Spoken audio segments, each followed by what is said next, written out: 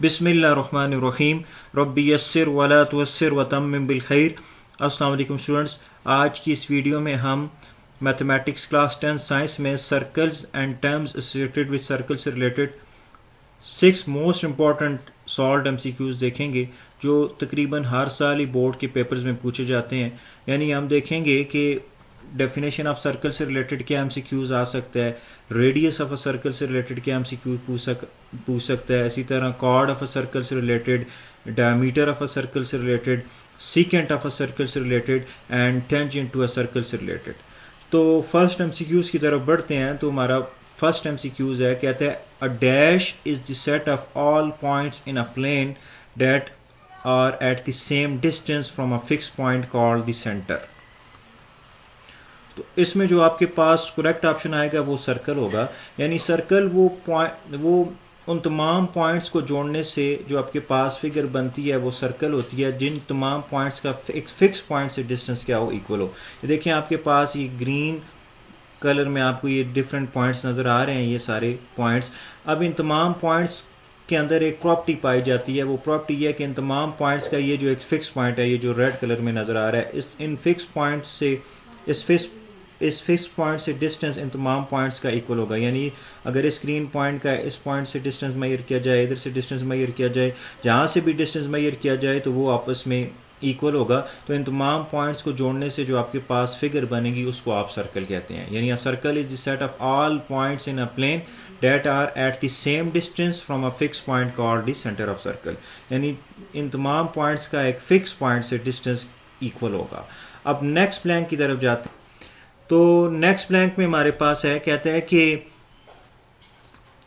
A dash of a circle is a line segment joining the centre to a point on the circle. तो इसमें जो correct option आएगा वो radius होगा। देखें, कोई भी ऐसी लाइन सेगमेंट जो सेंटर ऑफ सर्कल को सर्कल के किसी भी पॉइंट के साथ मिलाए उसको आप रेडियस ऑफ अ सर्कल कहते हैं। तो ये जो आपको ब्लू लाइन सेगमेंट नज़र आ रही है, ये आपके पास रेडियस ऑफ अ सर्कल होगी। ठीक है। अब एक नोट के तौर पे मैंने यहाँ पे एक बात ऐड की हुई है, वो ये है कि the plural of radius is radii. तो रेडियस की प्लूरल को आप रेडियाई कहते हैं। तो नेक्स्ट ब्लैंक की तरफ जाते हैं। तो नेक्स्ट ब्लैंक में हमारे पास कहता है कि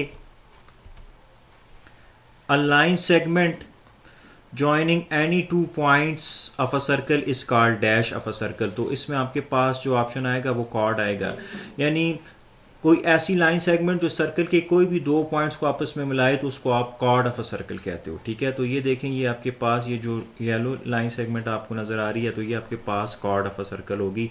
इसने ये सर्कल के दो पॉइंट्स को आपस में ज्वाइन किया। एक पॉइंट ये आपके पास, इसको आप पॉइंट अगर बी कह दें, ठीक है, ये आपके पास पॉइंट बी है और ये आपके पास पॉइंट ए है। ये दोनों पॉइंट सर्कल पे लाई कर रहे हैं। अब इन दोनों पॉइंट को अगर एक लाइन सेगमेंट के थ्रू जोड़ा जाए तो वो उस लाइन सेगमेंट को आप कॉर्ड ऑफ अ सर्कल कहेंगे। अब नेक्स्ट ब्लैंक की तरफ जाते हैं। नेक्स्ट ब्लैंक है हमारे पास।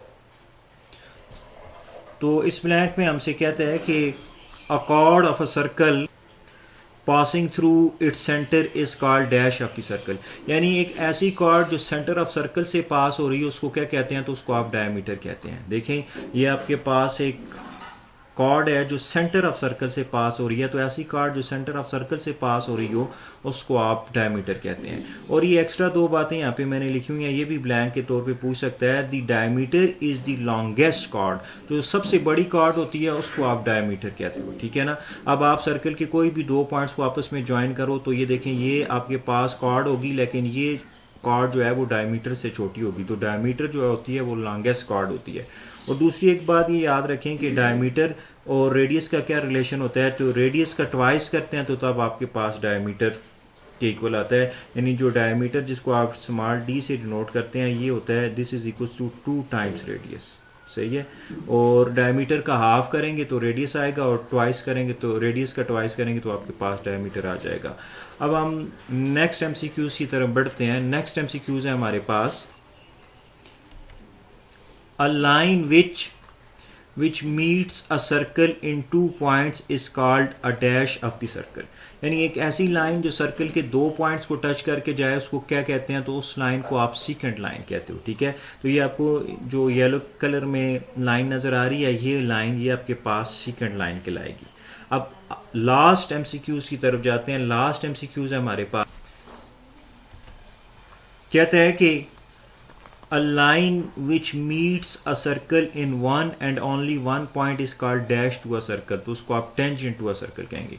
यानी एक ऐसी लाइन जो सर्कल को सिर्फ और सिर्फ एक ही पॉइंट पे टच करके जाए उसको आप टेंजेंट लाइन कहते हैं। तो ये देखें, ये है आपके पास जो ब्लू कलर में आपको लाइन नज़र आ रही है, तो ये टेंजेंट टू अ सर्कल होगी, बिकॉज ये सर्कल को सिर्फ और सिर्फ एक ही पॉइंट पे टच करके जा रही है। तो ये आप देख सकते हैं सर्कल को सिर्फ एक पॉइंट पे टच करके जा रही है, तो ये आपके पास टेंजेंट टू अ लाइन। ठीक है, तो मैं आपके सामने एक दफ़ा तमाम डेफिनेशन दोबारा से पढ़ देता हूँ ताकि ये अच्छी तरह आपको याद भी हो जाए। और ये बोर्ड के पेपर्स में तकरीबन हर साल ये ब्लैंक्स पूछी जाती हैं, तो एक दफ़ा इन तमाम ब्लैंक्स को मैं पढ़ लेता हूँ आपके सामने।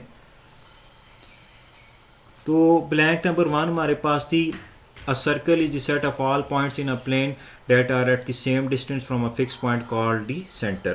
तो ब्लैंक नंबर 2 हमारे पास थी, a radius of a circle is a line segment joining the center to a point on the circle। ठीक है, इसके बाद हमारे पास ब्लैंक नंबर 3 थी, a line segment joining any two points of a circle is called chord of a circle। ठीक है, और इसके फोर्थ ब्लैंक थी, a chord of a circle passing through its center is called diameter of the circle। और पांचवी blank थी हमारे पास, a line which meets a circle in two points is called secant of the circle, उसको secant of the circle कहा जाता है। और last blank थी हमारे पास, a line which meets a circle in one and only one point is called tangent to a circle। तो उम्मीद है बात क्लियर होगी। बहुत शुक्रिया।